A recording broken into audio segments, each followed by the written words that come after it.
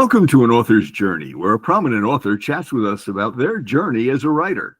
I'm your host, Joe Pizzo. Our special guest today is Dr. Gwendolyn Lavert.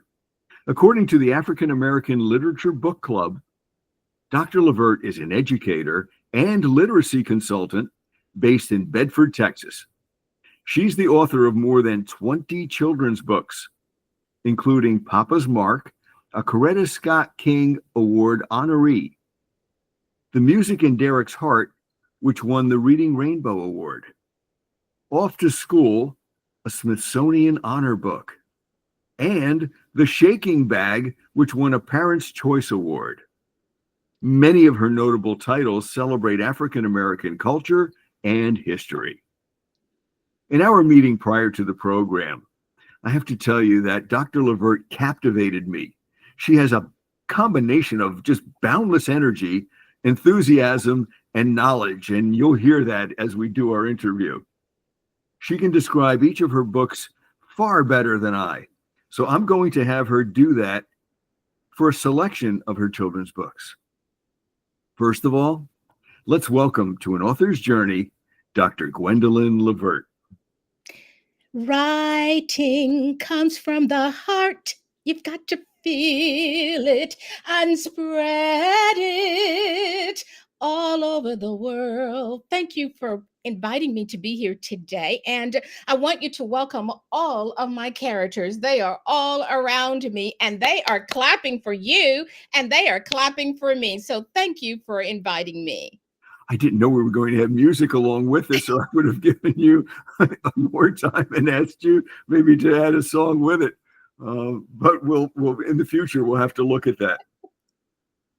Okay, so Dr. Lavert, we're going to start off by taking a few minutes to have you talk about your books, because you do it, as I said earlier, so much better than anyone. They're your children, and you know them better than anyone. So where do you think we should begin? Well, I think I want you to use your imagination, and I want to take you to Off the School. This was my first storybook, and it's about a little girl. Her name is Weezy Lee. And I want to stop for just a second because Weezy Lee was my grandmother's name. And my mother's name was Ozzie Mae, and she was a child of the Fields. My grandfather was a sharecropper, so my mother had to stay at home and cook, and if she wasn't, she was picking cotton. And that was not a good experience for my mother, but when she told me about it, I knew I needed to write Off to School. So it was my first book. The second book that I wrote came from my son. He would go to the barbershop, and every time he would go, he would say, I need to make 100 on my spelling test. I said, you better take that spelling list with you. And he'd fall out laughing. He thought I was the funniest thing. Take that spelling list with you and work on those spelling words. But there was a barber there, and he would say, we're going to play a game. My son was always an intellectual, but he was the funniest character ever. He said, we're going to play a game. And the barber would look at him like, I don't have time to play games. He said, yeah, I'm going to call the words out to you. And every time he'd call him a word, he would say, oh, I don't know that word. And he would disappear into the back room. And then he'd give him another word, and he would disappear into the back room. So I'm going to stop right there. So if you decide to pick up this book, The Barber's Cutting Edge, I won't spill the mystery of the back room. But my son always made 100 on his spelling test. Excellent.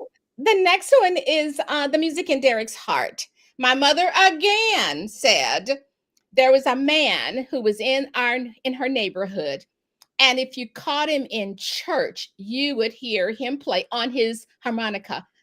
Amazing grace, how sweet the sound that saved a wretch like me. But if you caught him out in the street, he played the blues. And so this little boy, Rashad, couldn't wait for him to come because he was going to show him how to play the harmonica. But he stopped at everybody's house. He stopped at Big Mama's house. And of course, Big Mama had a hymn that she wanted him to play. he stopped at his auntie's house who was hanging out the clothes, and she always had a dance to dance. And then he just played with the neighborhood kids, and they had instruments and played. But there's something at the very end, and I'm going to stop right there. My mother was a gardener. You see, I'm writing a lot about my mother because she was the funniest character ever. She was a gardener. She could tell stories way back during the time of before integration. She could tell stories about what happened after that. My mother was a civil rights advocate, and so was my father. And so we had a lot of people come to our house, and culture is so important when you're writing stories because the brain looks for culture. And that makes a difference. That gets us ready to take in those technical skills that we need for reading. So anyway, I wrote about Miss Annie Mae. Miss Annie Mae had a garden, and she had birds that always liked to come to her garden. But one day, 5 ravens flew to her garden. And she said, "Y'all come on down. I got a few bird seeds left for you. I must have been saving them just for you." 4 of them came down, but one seemed to stare into her face. And she gave them all the bird seeds, and she walked into the house. And as she was preparing for the meal, there was a knock at her door. But remember, there was that one still there. There was a knock at the door. She said, "Who could it be? Who is it?" She went to the door, and there was Raven Reed. He said, "I'm a traveler, and I've got a long way to go. And I found this bird seed bag in your yard." And she said, "Oh, just throw it away." He said, "No, no, no." He said, "It's mighty cold in here." And she said, "Oh my gosh, I don't have any fire." And he took that bag and he shook it up, he shook it down, he shook it round and round, and he threw it into the fire. He was young of age and ancient of spirit. I like that. I was in the grocery store one day, and I just done a writer's workshop. And this I had my hair wasn't like this. It was just in a cloth was tied around, an African cloth was tied around my head. And this woman, she kept looking at me, and I went to the next part, and she kept looking at me. And finally she said, "Are you the storyteller? My son had a storyteller. Did you read The Shaking Bag?" And I said, "Yes."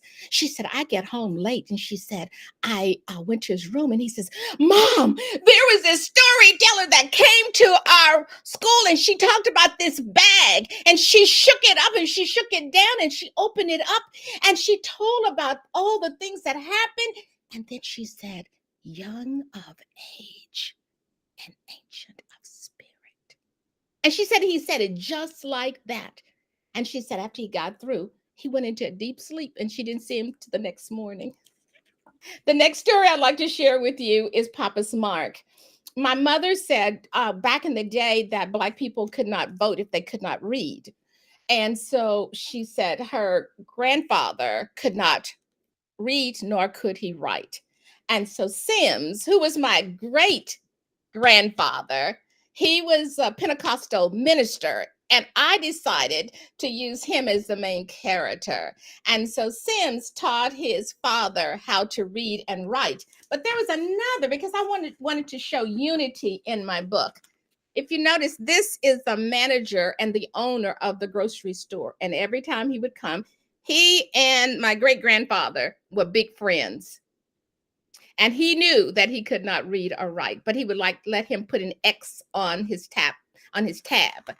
But at the end of the day, all the men, they wanted them to go with them to vote, but they wouldn't go because they were too afraid. But Sim stood up and said, "I'll go." He'd put all these posters all over the community. But these were the Black men who did not have courage. They would not go with him, with his father, with Sim's father, to vote. They said our family could die. They had every excuse except saying, "We're going to go. We trust in God, and we're going to go." And the next morning, there was a lot of hollering and screaming, "Come on, we're ready to go." And they walked out, and there were all the men. And then at the very end of the story, there was Papa's best friend, who walked in with him, and with the ballot, they were getting ready to vote. And Papa said, Sims, come on, you will vote with me. And Papa and Sims held on to the ballot and they put it in the box. That's very inspirational. And folks don't realize just how difficult it was to be an adult who's told you don't have the right to vote. You have the right to defend the country. You have the right to work, but you don't have the right to have a say in who is the elected official. Yes. And that's a harsh message to send. Well, I've written for Wendy Pye. I've written for publishing companies that have anthologies. And so I just wanted to just highlight Wendy Pye. She's in New Zealand. And one day I went to New York. I mean, no, I was in Florida. And along with a lot of famous writers.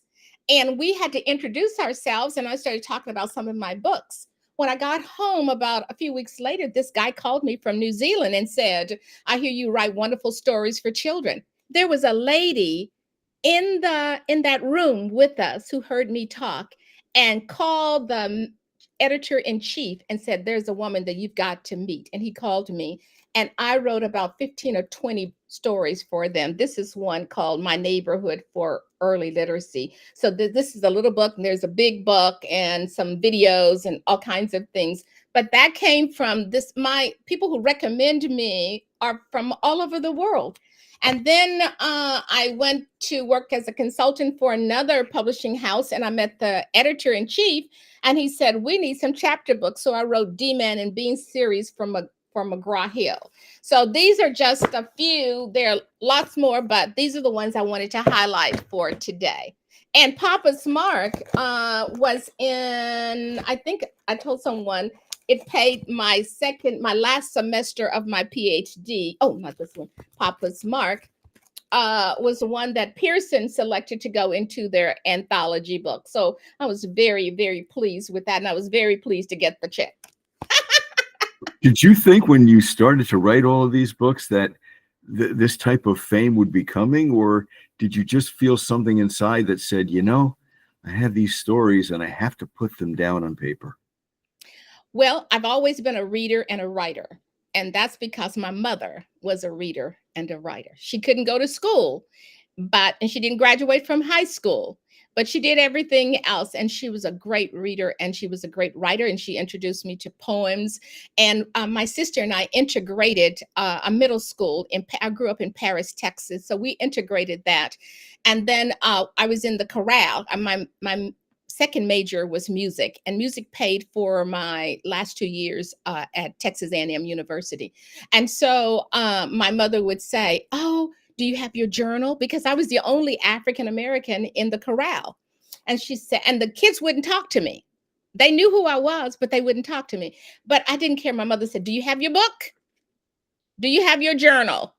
So I've been reading and writing all of my life. So I knew, and my first grade teacher was horrible. And I said, I want to be a first grade teacher. And I want to teach my kids how to read. And I want to teach them how to write. So I've been on this path all of my life. And that's what I've done. When I moved to my first grade classroom, my first year teaching, I was surrounded by 4 housing projects, and my kids couldn't read. And I realized by visiting the homes that it was generational, that the parents really couldn't read. And so the books that they were reading were like a Jack and Janet kind of book, but the pictures didn't represent them. Right. But my church was so diverse in teaching storytelling was major in our church. And so they did a lot of storytelling and writing and all kinds of stuff. And so it was built into me. So when I realized, I had to get on my knees and ask God to forgive me. I said, because by December, my kids were not reading. I was too busy teaching from a culture that they did not know. Yeah. And so I started writing my own stories for them, and they loved it. When we came back after, this is December, when I came back in January at the beginning of the new semester, I worked hard, hard, hard. I called parents in. I was reading. They were reading. They were writing. And by the end of the school year, all of my kids were reading and writing. And so I just continued on and on and on. I can see how you're connecting the idea of storytelling to putting the books together and having messages that are proactive and sound behind each one. But I also hear not just a person who enjoys singing, but who realizes that the composition of music is very similar to the composition of the language. Oh, most definitely. That Use it of is literature. the language. Yeah. And for kids to understand, I did a Janet Jackson song one time in my classroom, and before singing a short, letting them hear the song, I gave them the words. They didn't recognize the words at all. Right. We talked about the words. I did a strategy called reciprocal teaching, where as I read and then I stopped and I asked them to predict and I asked them to clarify. Then I asked them to tell me what the main idea was. And then we summarized. We did all those things as I was doing it. And then I said, okay, they said, oh my gosh, those words are so powerful. Oh my gosh, we picked out the similes, picked out the personification. We did all that stuff in the word. And then I said, now I want you to close your eyes. And I played Janet Jackson's song, and they said, oh, is that her song? Because they had not connected the beat and the rhythm and the movement, which were connected to the words. So then we started singing, and then we got up and started dancing and stuff. And I just created a whole new intellectual processing for them. They were awakened at that point. And reading is so important, not just with reading standardized text that you can't relate to. I remember in graduate school reading a book, Sound and Sense, that Lawrence Perrine wrote probably in the late 60s, early 70s. And he made the point that whatever your message is, it needs to be fitted correctly with the proper sound as well as the proper sense. Exactly. That you can't write poetry in the style of writing a contract. That's true. They But just you can don't show work. them. But you can show. And one of the things I said, okay, so if you're going to like fourth grade, fifth grade, I said, okay, so you're going on a job and you have this contract. And then there's this poem by James Baldwin, who's one of my favorite writers. Yes. And I said, okay, so we're going to put those two together. What's the difference between comparing and contrasting, which is cognition? It's causing them to think about comparing and showing similarities and all those things. And so then we're having a major discussion on differences. So when you do main idea, you're doing the same kinds of things. So when people say, well, you're doing all this singing and you're all doing this jumping and you're reading all these stories and things, what does that do with the state test? It has everything to do with the state test, because they're awakened right now. And so they're able to take the informal language that they bring from home.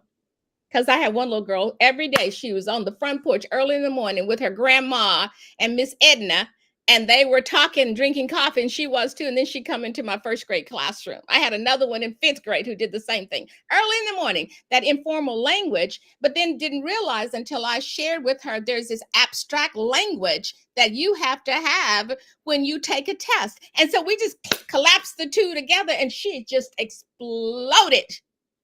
She's a medical doctor now. That's great. One of the things that I think we miss out in education is the fact that there is so much to learn about the different languages of the different subjects. Mm-hmm. That music has its own language, that mathematics has its own language, Yeah. language arts has its own language, and the stories in history have their own language. The formulas, and the Latin is formulae, I know, those have their own language.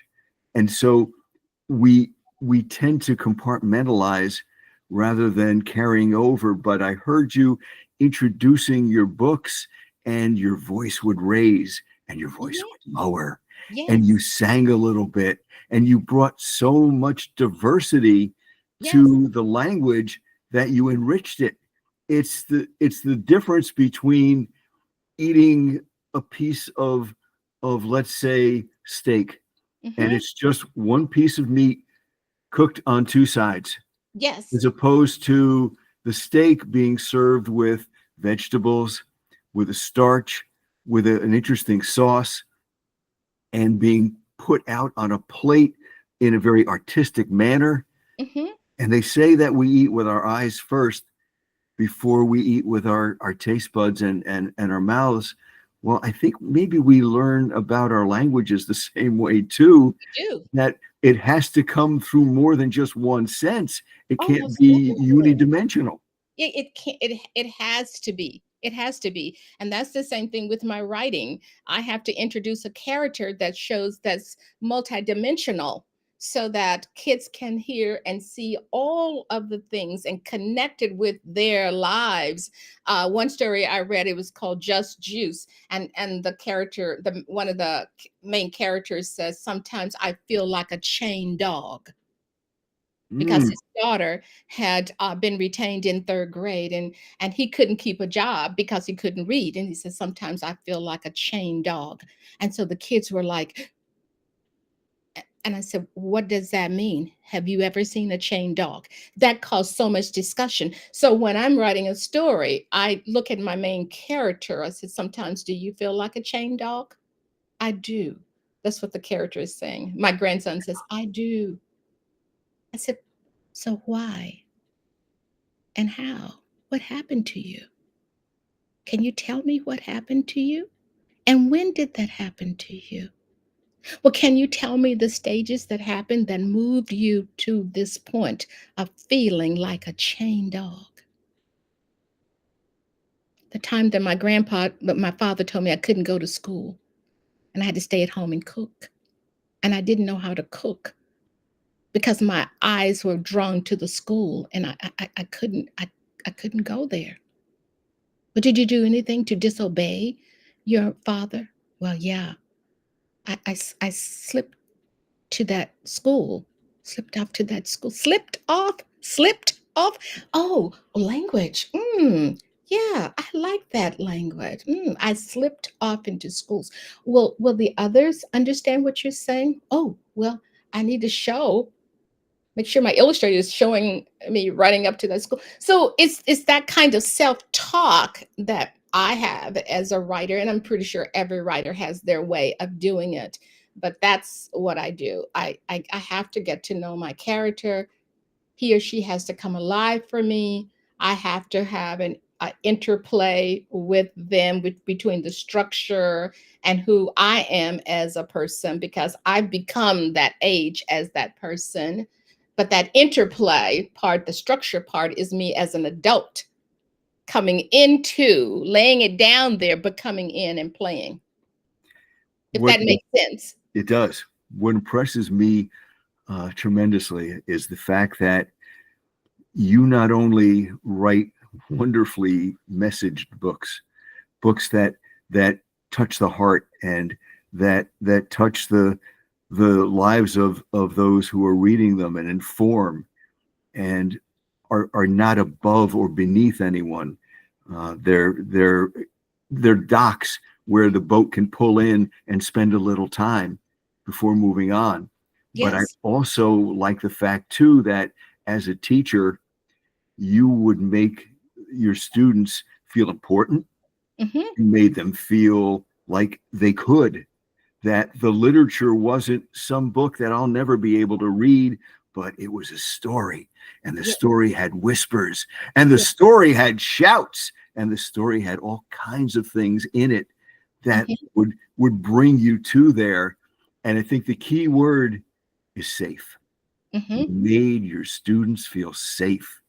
So someone reading your books, those characters have to feel safe in order to do the things that they do, to stand up for what they believe, to make the Exactly. difference that they make. Exactly. And see, I came from a family that did that. My father was the president of the Union for Campbell Soup Company. and he took them out on many standing out on the streets and stuff.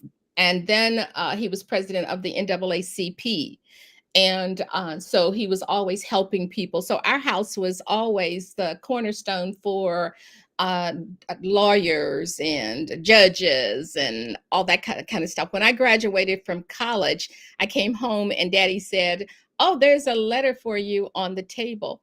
It was my job from the superintendent. My father knew the superintendent. I'd not had an interview, nothing, but because of my father's influence. And so I came from that, and not to back down and not to step down from anything, to fight for right, to fight for humanity. And that's what I try to make sure my characters are doing. They're fighting for someone to make a difference in their world, which helps me to continue to make a difference in my world. And you make that difference because you had a mother, you had a father, both of whom cared. Yeah. They didn't say, "Oh, another kid. Okay, Hmm. here you're around here because we need help with this." And okay, how'd you do in school? Yeah, fine. All right, I've got other things to do. No, they Hmm. invested in you, and look at the return they're getting. Yeah. And I never run out of characters, because even in my principalship, my mother said, she'd call me on Friday. She said, "Why don't you come down? I've been fishing and I've got some crappies here." And we always ended in the country and in a cemetery, someplace that she knew. And she would point out the different people, and each one had a story. And of course, I had my journal writing down Oh who yeah. these characters were. And Uh-huh. I've noticed over the years they just kind of seep into. So that's a major influence. Now, how much influence do you think your mom and your dad both had in you getting started as a writer? Well, like I said, my father was the first Black auctioneer in the state of Texas. And so he and my grandfather purchased this big plot of land, acres of land, and he turned it into a flea market. It was called the Battles Trading Post. And every Saturday we went. And so, of course, my mother was the one who started the journal writing to give me something to do. And she said, "Do you have your book?" And so when I was in the corral at the high school, I had that journal and I was writing. And then she would take me to the library every Saturday. And that's where I would go, because we didn't have like picture books and stuff at our house. She bought a whole set of encyclopedias. I think the whole neighborhood did.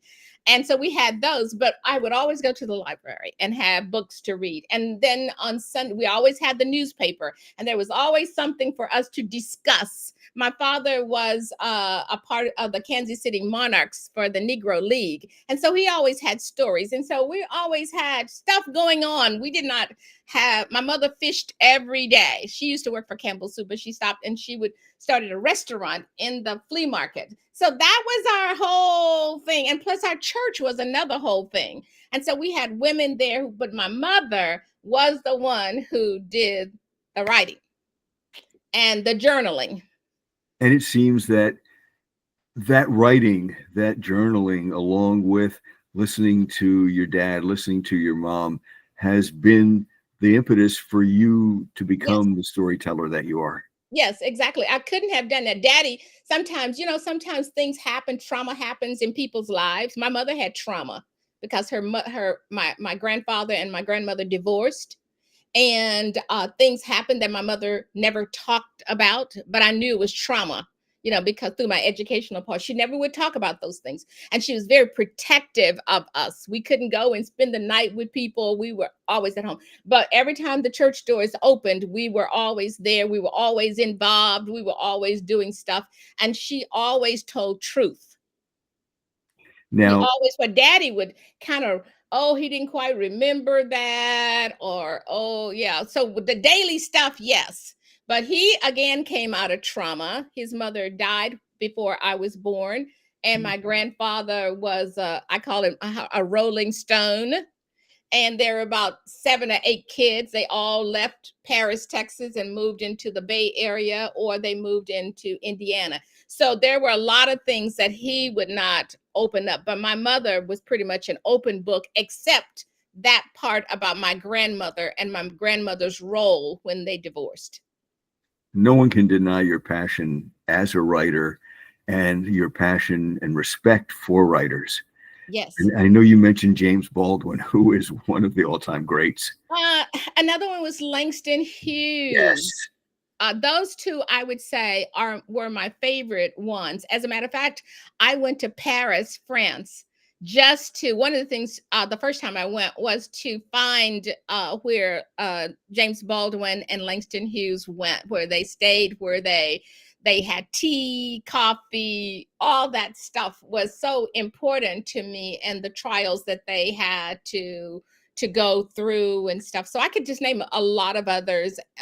Angela Davis, Maya Angelou, all those people. Walt Whitman was another one of mine. He had a very interesting life and fought different things, but he's another one. But anyway, I could go on and on talking about the writers that I like, but those come to my mind. And it's just their idea of moving words, because that's what writing is about. How are you able to move words and making sure. I started off with a structure, but that structure, the beginning, middle, and end, but then there's always that twist that needs to happen and all those other things that's just foundational in writing. And Stephen King wrote a book called On Writing, and I thought that's a very interesting book because it talks about how you mesh two ideas together to form one idea. But so I read all kinds of things. I'm in all kinds of writers' organizations. I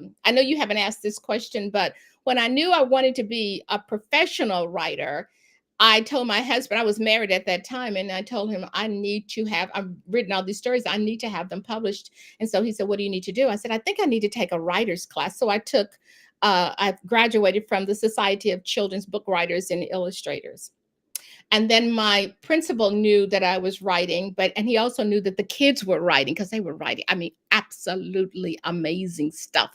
I'm just like, oh God, this is just amazing. So he said that the Bay Area Writing project was coming together with Texas A&M, and he said, I want you to be in one of in that with that team. And I said, okay.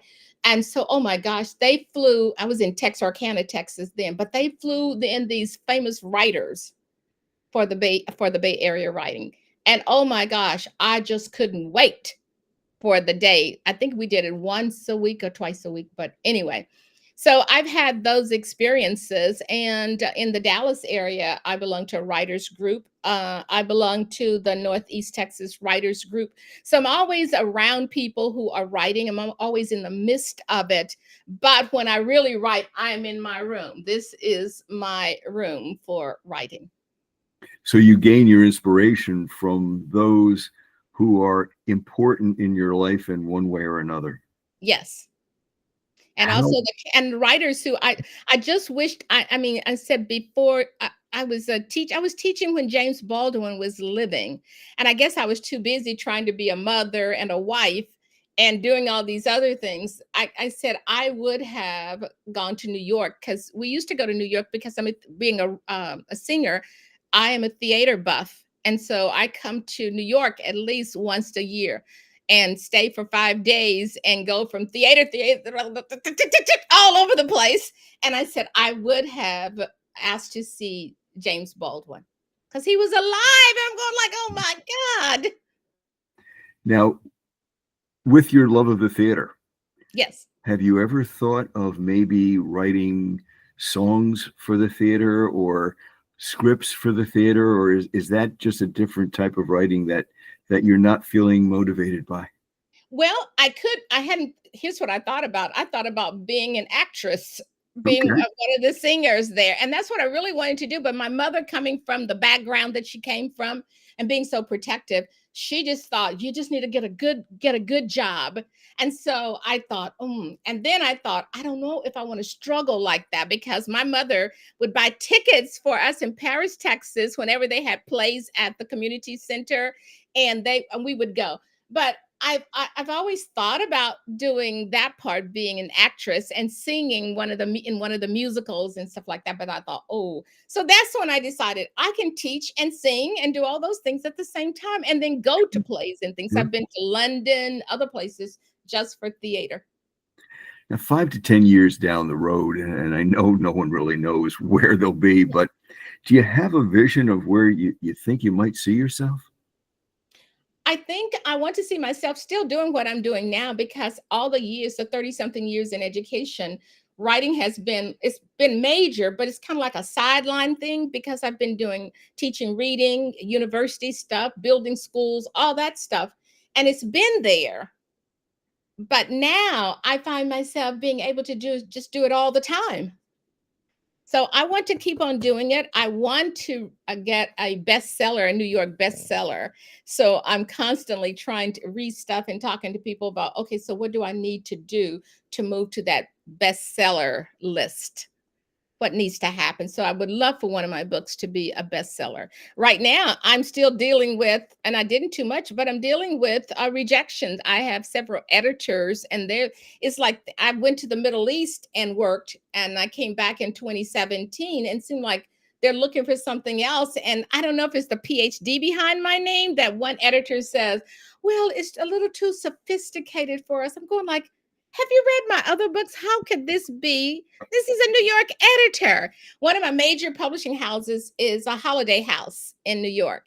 Uh-huh. And I went there last year, and I went to visit with them. So they're looking at two of my stories now. And I'm hoping that soon. And then Lee and Lowe is there in New York.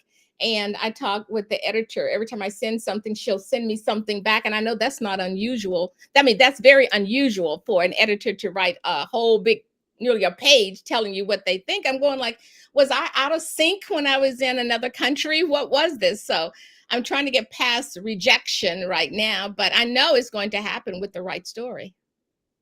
You have so many wonderful things that are going on in your life, and so much energy. And I can see you going into a group of teachers, a group of students, and just infecting them in a very positive way with that energy.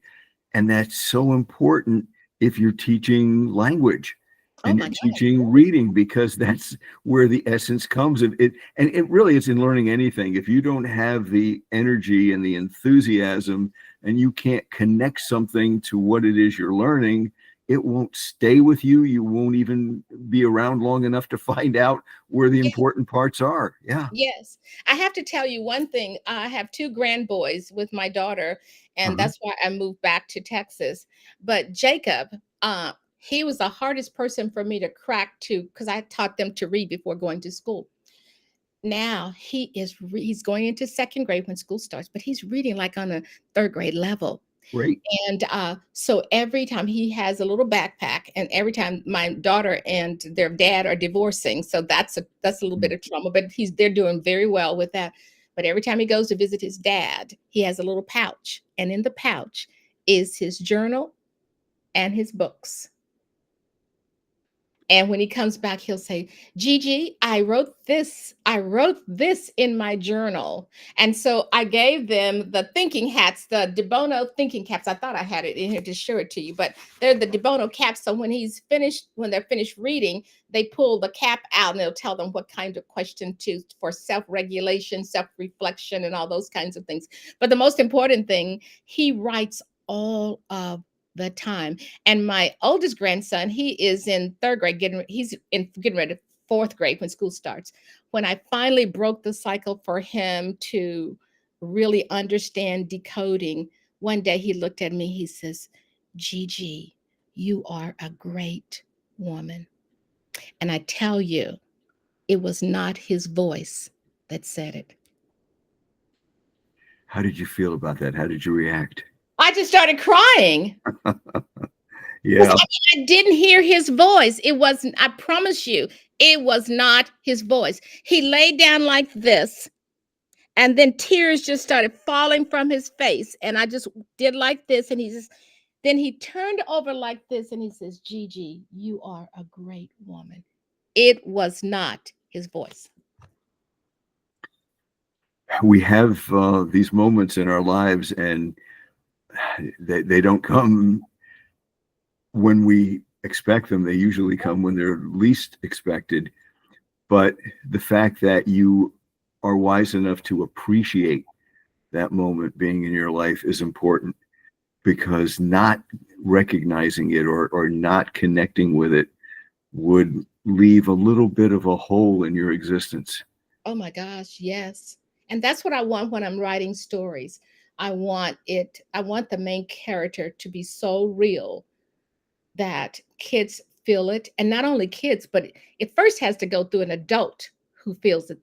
That childlike in them has to come out for them to read my story and understand the journey that I've taken them in that book. But once they feel it, then I've won the case. They'll send me a slip saying, "Yeah, we want your story." But when kids do it, and I go into schools and read to kids, I don't read stories. I tell story. I don't read my books. I tell it to them, and when I tell it, sometimes I feel like a chained dog or young of age and ancient of spirit. They go like, oh, I know that I have them. But the fact that you do that says a lot about not just your effectiveness, but your willingness to say, I'm putting my hand out figuratively. Yes, Come, take my hand, join me yes, on this journey. This yes, journey is my story, and you can be someone who experiences that story, even though you weren't there. yes, You're going to experience that story, and that yes. makes the lives of everyone who listens so much richer. Well, I have to tell you one other quick thing. I was on my way the summer of 2016. I had been in the Middle East from 2009 till that time, and I didn't know what I wanted to do next. I knew I had a lot of things to do, but I didn't know specifically what it was. And so I was on that 21-hour flight, and we were coming down, and I had a message, and it said, "Is this Dr. Gwendolyn Battle Lavert, Gwen Lavert, my first grade teacher?" And she called her name, and she said, and when she called her name, I saw her. She was just standing right there in front of me, and her mother. And this was a school. I was the second African American first grade teacher. The families in the community in that school district did not believe that African Americans could teach reading because they said we had dialects. And but they didn't know me because my mother knew the difference between standard English and dialect.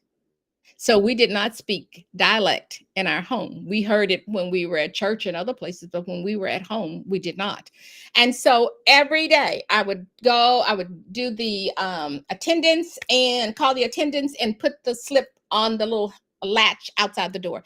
All of the parents were still standing there. Every last one of them were still standing there, and I would read my stories, and the kids, they could hear us clapping and singing and moving with the story. And these were all my stories that I'm reading. And then I go outside, and there they were. And then each day, a few would disappear, a few would disappear, a few would disappear. But this little girl's mother, she kind of stood there nearly every single day. This was the little girl who was writing me. She said, "Dr. Lavert, I am now an attorney in Houston, Texas, and I Great. have two little girls."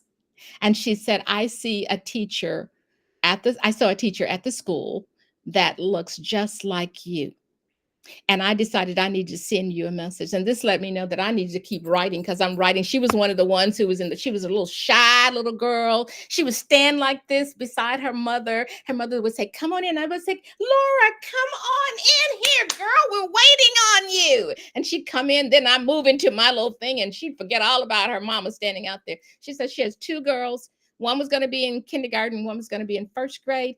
And she listed all of the things. She said, "I still remember everything we did in your classroom." She listed all of those things in her email to me. Wow. That's impressive. You had to have made a very good impression on that youngster. For her to write, and she's an adult, she's in her Like my daughter is in her 40s, so she is in her 40s too, because they weren't too far behind.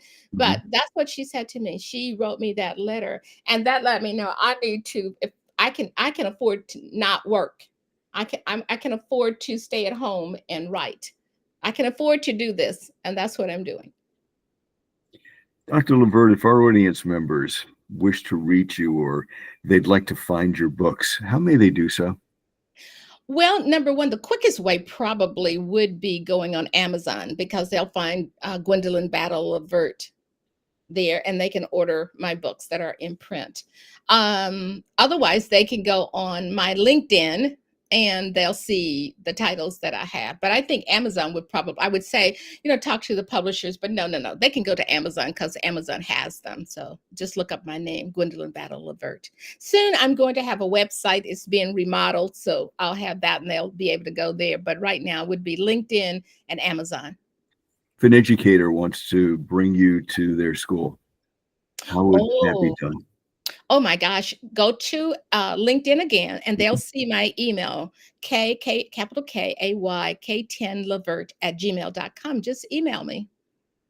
I would love for Terrific. that to happen. Yeah, I think they're missing out on a great opportunity if they don't take advantage of that. I can see you in a classroom just bringing so much life and so much energy.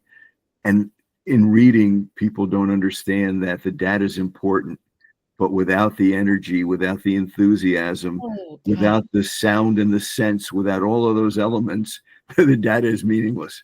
Oh, It's it means numbers. nothing. It means that. And then for a writer's workshop, many times I'll go into a school and I'll do a major session with all of the kids, and then at the end of the day, I do a writer's workshop with the teachers. And these are not workshops where they're just sitting and looking. I mean, they're up singing, they're dancing, they're moving, and then I introduce the structure of writing. And for each one of those steps, I'll stop and we'll talk about it. And they're writing. So when they leave, they have a story there and they have a structure that they can use to help their kids become better writers. And I still keep in touch with some of the teachers that I have made an impact on, and their state tests. They're saying, well, are we wasting our time? We have the state test. Well, these are the elements. You gotta capture them first before they can do well. You got to make them think before they can take in the strategies that you're trying to teach. That's a, I told someone, help me to make sense out of this. Why don't they understand that this is what is needed? Now, I know that you've done a great deal of work with cognition and the overall teaching of literacy.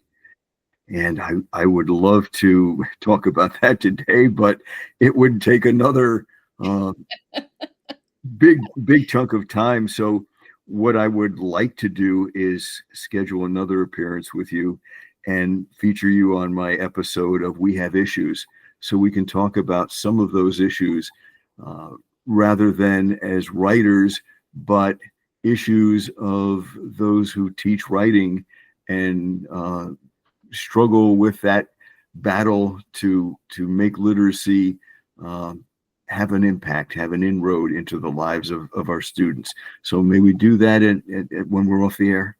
I I would love to. Thank you for the Terrific. opportunity. Now, I'm going to ask you for a favor that I Okay. hadn't mentioned to you even when we met Okay. a few times before the show. Okay. Would you send us out with a song? Because I think your voice is beautiful. This is one of my favorite songs. In the morning when I rise, in the morning when I rise, in the morning when I rise, give me Jesus, give me Jesus, give me Jesus. You may have all this world, but give me Jesus. That's incredible. Your voice is a voice from heaven. Thank you. It's a gift from heaven, and the fact that you use it in the way that you do is wonderful. Thank you so much. I appreciate it. Thank you for this opportunity. You're quite welcome. I feel like I've received a gift. This is my gift going into the summer. Um, Oh, I'm so happy. you Thank you you. you are touching many lives, and I hope that the folks who listen will reach out to you in some way or other just to connect. Because every time I've spoken with you so far, I've left with a smile on my face and a nice feeling in my heart. Thank you so much. I appreciate the opportunity. Thank you. And we're going to chat again. As I say, we'll set up another time and we'll do the We Have Issues podcast. Okay. Thank you so much. You're quite welcome. Well, that concludes our author's journey for this day. Tune in again for more conversations with more authors of interest.